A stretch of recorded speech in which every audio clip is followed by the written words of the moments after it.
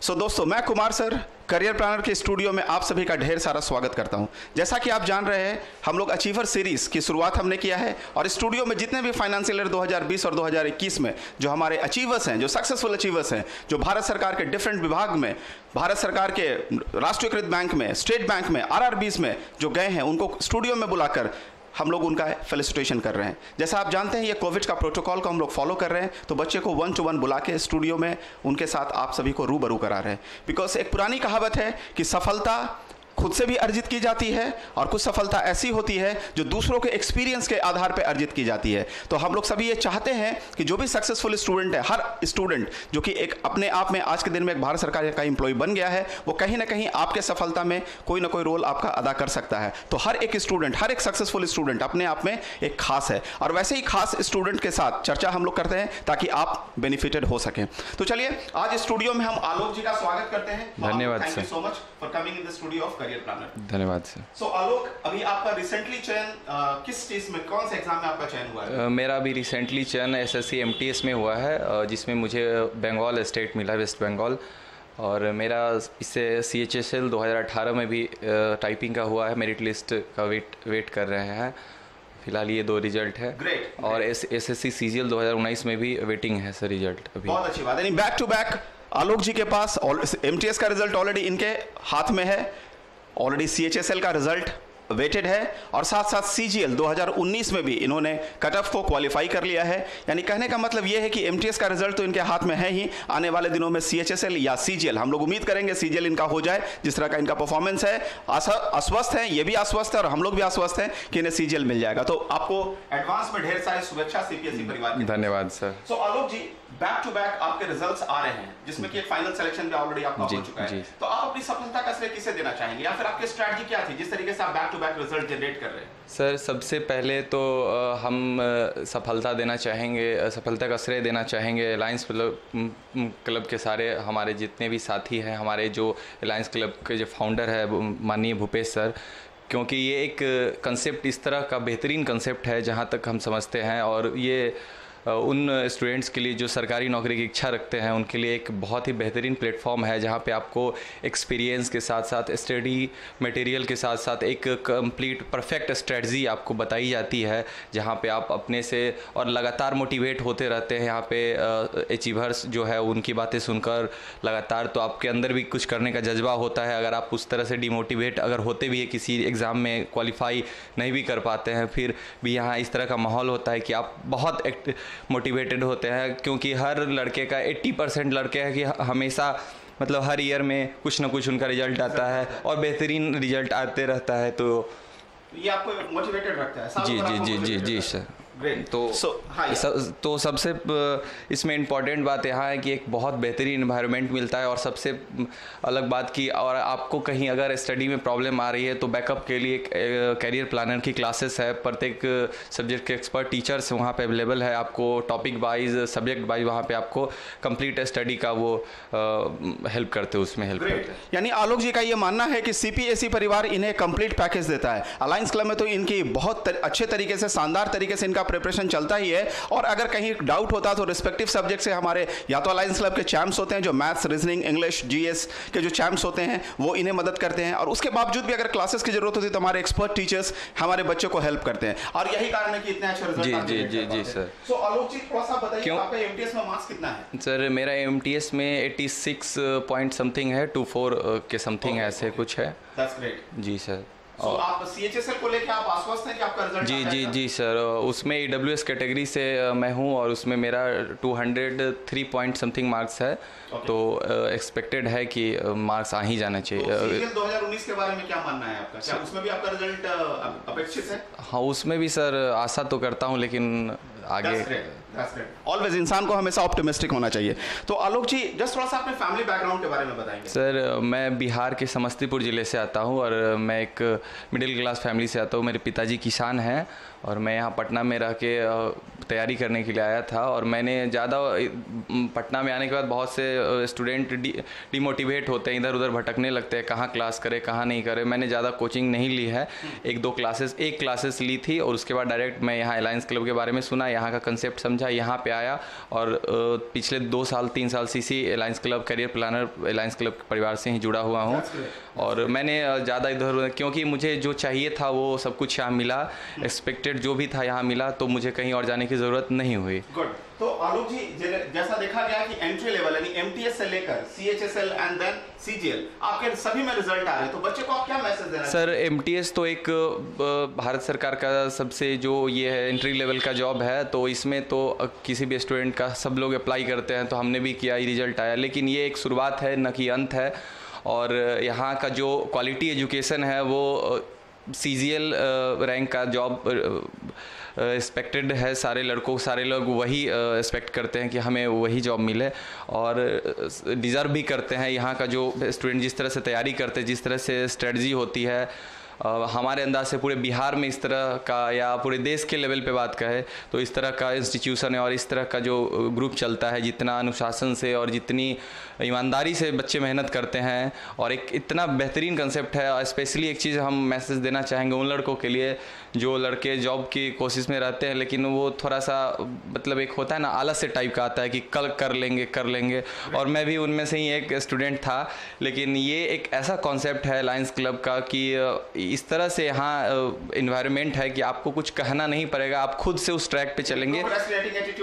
हाँ, करना है तो करना है, क्योंकि सब करते हैं यहाँ पे और आप भी उनको देख के मोटिवेटेड होते हैं। बिल्कुल। तो इनका एक सैंगुइन बिलीफ है कि अगर क्लब में रेगुलरली अगर आप तैयारी करते हैं तो एक ना एक दिन आपका रिजल्ट आएगा और वो एक ना एक दिन बहुत ही जल्दी आएगा। तो आलोक जी, सीपीएसई परिवार की तरफ से चूंकि हम लोग अभी भारत सरकार का ऑलरेडी प्रोटोकॉल चल रहा है, तो इन दैट केस हम लोग गैदरिंग नहीं कर सकते, इसलिए बच्चों को 1-to-1 स्टूडियो में बुला रहे हैं और उनको हौसला अफजाई करने के लिए, चूंकि अब कुछ दिनों के बाद वो विभाग में चले जाएंगे, उनकी ज्वाइनिंग लेटर आ जाएगी, तो स्टूडियो में बुला के उन्हें हम सम्मानित कर रहे हैं। तो एक छोटा सा एक टोकन ऑफ एप्रिसिएशन एंड एक मेडालियन सीपीएसई परिवार की तरफ से आपको दिया जा रहा है।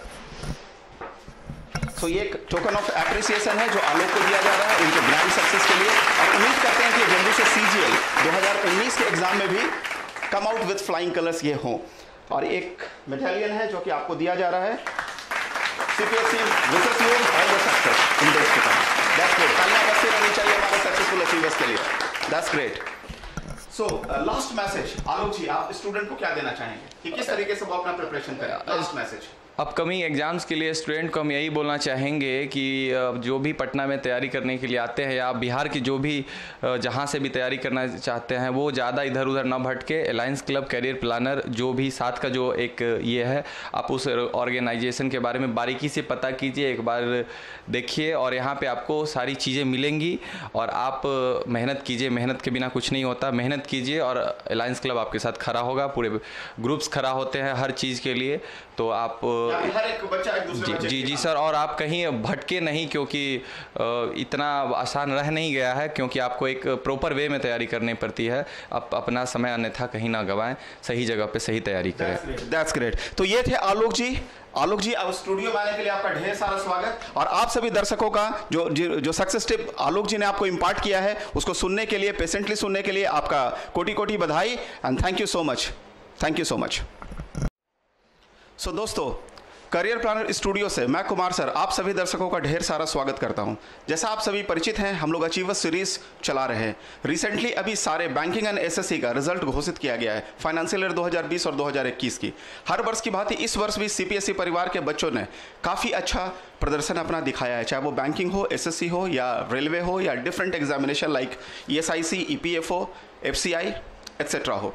आज हमारे साथ स्टूडियो में सुधा कुमारी जी मौजूद हैं। इन्होंने एसएससी के एग्जामिनेशन में एमटीएस 2019 क्रैक किया है, अभी तक विभाग का आवंटन नहीं हुआ है। तो जस्ट आज स्टूडियो में सुधा कुमारी जी का स्वागत करते हैं और इनसे इनके सफलता के मंत्र को आप तक पहुंचाते हैं। तो सुधा जी, सबसे पहले तो आपका करियर प्लानर के इस स्टूडियो में आपका ढेर सारा स्वागत है।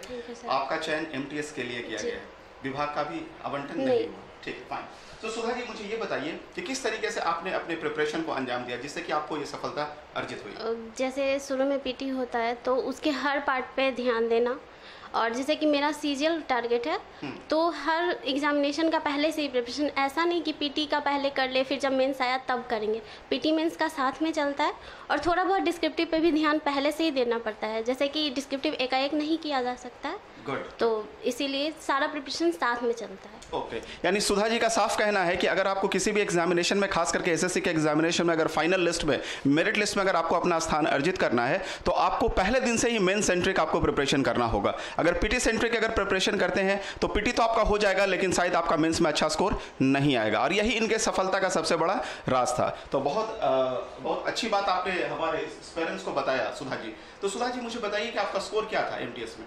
86.5। 86.5। तो आपकी कैटेगरी क्या थी? ओबीसी कैटेगरी थी। 86.5। Very good. ये आउट ऑफ 100?